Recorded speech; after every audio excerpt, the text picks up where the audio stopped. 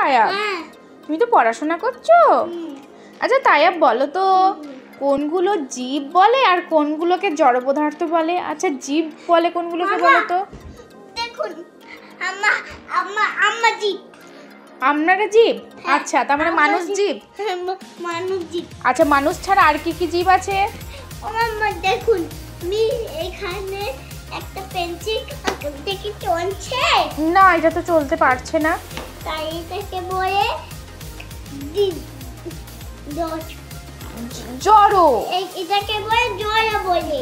আচ্ছা আমি দেখুন আমি এখানে হ্যাঁ আমি জীব। আচ্ছা আপনি জীব।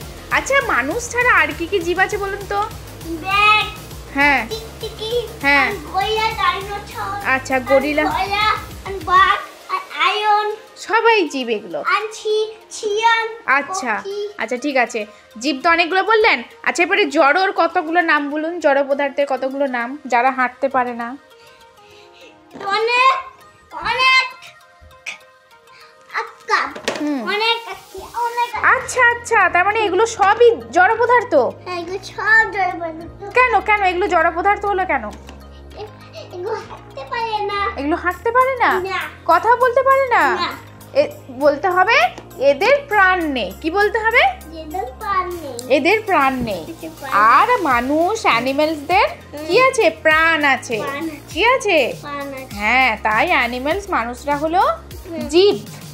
আর এদের প্রাণ নেই, বই খাতা টেবিল এদের প্রাণ নেই বলে এরা হলো জড় পদার্থ। বাহ তাই দারুণ সুন্দর বললে তো।